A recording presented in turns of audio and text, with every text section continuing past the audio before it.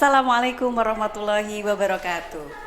Waalaikumsalam warahmatullahi. Halo sahabat pendidikan, berjumpa lagi dengan saya Adi Putri Rilianti dalam podcast STKIP Al-Hikmah Surabaya. Nah, untuk memperingati Hari Guru Nasional tahun 2023, kita akan ngobrol santai dengan pakar pendidikan kita di STKIP Al-Hikmah, yaitu salah satu dosen pendidikan matematika, sekaligus beliau adalah seorang ketua LPPM, Lembaga Penelitian dan Pengabdian Masyarakat, yaitu Ustadzah Anissa Fatwasari, SPD MSc. Beliau yang sudah ada di samping kita hari ini. Assalamualaikum sahabat pendidikan. Ya, sehat Ustadzah? Alhamdulillah sehat Ustadzah Putri. Masya Allah. Baik, hari ini kita akan membahas tentang Hari Guru Nasional tahun 2023 dengan tema Bergerak Bersama Rayakan Merdeka Belajar.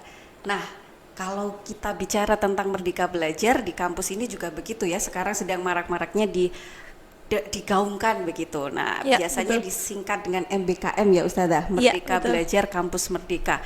Nah, sebenarnya seperti apa sih Merdeka Belajar di kampus itu Ustadzah? Oke, jadi sebelum kita ngobrol nanti ya tentang Merdeka Belajar di kampus gitu, mungkin saya berikan gambaran singkatnya dulu Merdeka Belajar itu apa gitu ya. Jadi Merdeka Belajar itu adalah salah satu bisa dibilang filosofi, moto gitu yang sedang digaungkan oleh Kementerian Pendidikan Indonesia. Intinya adalah bahwa dengan Merdeka Belajar itu baik unit pendidikan ya, sekolah, kampus, kemudian guru dan juga dosen pendidik gitu, dan juga peserta didik, siswa maupun mahasiswa, mereka memiliki kebebasan dalam belajar. Apa artinya kebebasan dalam belajar? Jadi kebebasan dalam belajar ini nanti akan diberikan keleluasaan gitu ya secara kreatif, kemudian mereka diberikan kesempatan berpikir kritis gitu. Tujuannya adalah supaya pembelajaran kita nanti ya di dalam masing-masing unit pendidikan itu mencapai pembelajaran yang bermakna begitu. Kemudian juga didasarkan pada kesepakatan gitu antara pendidik dan peserta didik itu. Dan yang terakhir nanti Merdeka Belajar ini diharapkan dapat menjamin adanya pembelajaran diferensiasi gitu, karena kan karakter dari peserta didik itu kan beda-beda ya gitu. Jadi baik di sekolah maupun di tingkat perguruan tinggi gitu ya, itu kan berbeda. Maka nanti bahkan di dalam satu kelas pun juga dimungkinkan gitu kan ada perbedaan capaian, kemudian latar belakang dan kebutuhan belajar itu yang kemudian nanti akan difasilitasi oleh ini filosofi Merdeka Belajar ini. Wah, gitu. Mantap sekali ya, berarti bisa sesuai dengan karakteristik masing-masing peserta didik ya. Iya. Wah, ini berarti tantangan yang cukup berat mungkin ya bagi seorang guru ya Ustazah ya. Iya, betul. Ya, ini gimana caranya biar guru-guru itu bisa menjadi guru yang bisa memfasilitasi tadi konsep Merdeka Belajar itu Ustazah? Iya, karena STKIP Al-Hikmah kan menjadi salah satu lembaga perguruan tinggi keguruan ya atau LPTK gitu yang memfasilitasi mahasiswa yang ingin menjadi guru atau kita mendidik mahasiswa calon guru begitu. Maka kita juga kemudian mengadopsi Merdeka Belajar ini. Kalau di perguruan tinggi ada Merdeka Belajar Kampus Merdeka gitu ya. Ada banyak program-programnya. Kita kemarin mahasiswa juga diberikan kesempatan untuk ikut kampus mengajar gitu ya. Ada sudah sampai angkatan ke-7 ini kemarin. Mahasiswa sudah banyak yang ikut gitu. Ya kalau di kampus sendiri gitu ya, konsep ini diadopsi juga. Selain ada kampus mengajar, kemudian ada pertukaran mahasiswa gitu ya. Mahasiswa STKIP Al-Hikmah belajar di kampus lain, mahasiswa kampus lain juga belajar di sini. Nah, lebih dari itu, proses pendidikan kita di dalam pembentukan calon guru ini juga mengadopsi karakteristik tadi pembelajaran bermakna. Kalau di pembentukan kapasitas seorang calon guru gitu ya, pembelajaran bermakna itu kan berarti bagaimana menyiapkan diri mereka nanti kalau mengajar di kelas gitu ya. Jadi bentuk dari MBKM-nya itu adalah memberikan kesempatan mahasiswa untuk kemudian belajar di kelas sejak dini gitu ya, mulai dari semester 1.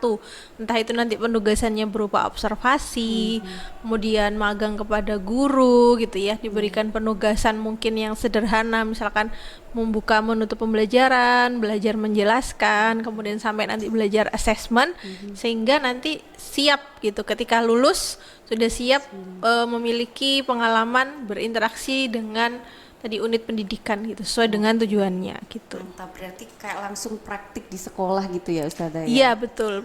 Oke, mantap. Ada apa lagi nih Ustazah pendekatan-pendekatan yang lain yang bisa diterapkan di pembelajaran untuk mewujudkan merdeka belajar itu tadi? Kalau karena mahasiswa itu kan memiliki tanggung jawab belajar yang lebih ya dibandingkan dengan siswa atau peserta didik di tingkat pendidikan yang lebih rendah. Itu jadi STKIP Al-Hikmah itu mendorong mahasiswa untuk memiliki sikap belajar yang baik atau budaya belajar yang baik gitu. Jadi mereka mahasiswa ini dengan karakteristik yang berbeda-beda gitu ya, diberikan kesempatan untuk belajar dengan berdiferensiasi. Nah, proses berdiferensiasinya ini bisa juga melalui proses atau sebagian besar itu diwujudkan dalam berdiferensiasi dalam bentuk produk. Jadi di setiap mata kuliah itu ada tugas yang namanya tugas produk. Nah, mahasiswa itu dibebaskan untuk memilih sendiri bentuk produk yang mau mereka hasilkan yang relevan dengan mata kuliah tersebut. Entah itu mereka membuat video simulasi pembelajaran atau media atau kemudian menyiapkan perangkat ajar begitu ya, misalkan lembar kerja peserta didik gitu. Nah, itu disesuaikan juga dengan nanti capaian pembelajaran yang ada di mata kuliah tersebut. Jadi sehingga mahasiswa yang bisa desain gitu ya, mereka mungkin bisa bikin media pembelajaran atau LKPD yang menarik gitu. Kalau yang kemudian memiliki kemampuan public speaking yang bagus, mereka bisa bikin video reel pendek, kemudian diunggah ke media sosial gitu ya, menjadi kreator yang kontennya itu sifatnya pendidikan gitu. Oke, mantap sekali ya. Berarti memang betul-betul memfasilitasi sesuai dengan potensi mereka gitu ya Ustazah ya. Oke, mantap. Nah, ini juga pasti punya tantangan ya Ustazah ya. Oh iya. Apa sih tantangannya nih untuk melaksanakan merdeka belajar di kampus? Ya, tantangannya tadi ya kalau dari segi dari misalkan kita ikut program dari kementerian itu kan kita hanya menjadi peserta ya, jadi tidak mungkin ya hanya menyiapkan persyaratan supaya memenuhi persyaratan begitu saja. Tapi kalau kemudian tantangan di kampusnya tentu saja akan banyak penyesuaian yang harus kita lakukan. Misalkan kalau mahasiswa diharuskan untuk datang ke sekolah gitu ya, berarti kan proses pembelajarannya tidak terjadi di kampus, di sekolah. Nah, itu juga nanti harus dikompensasi tuh gitu di pertemuannya di hari yang lainnya gitu. Kemudian kalau menilai produk tentu saja sebagai seorang dosen kan kita harus melakukan asesmen ya, evaluasi. Nah, karena produknya berbeda-beda maka kita juga harus menyiapkan rubrik penilaian yang berbeda-beda. Tapi dengan melakukan seperti itu juga kita bisa memberikan contoh gitu kepada mahasiswa calon guru. Oh, nanti kalau saya menjadi guru dan kemudian menyiapkan proses pembelajaran yang berdiferensiasi ya memang seperti ini gitu, harus siap dengan konsekuensinya. Jadi menurut saya tidak terlalu tidak terlalu banyak tantangan dan hambatannya sih gitu.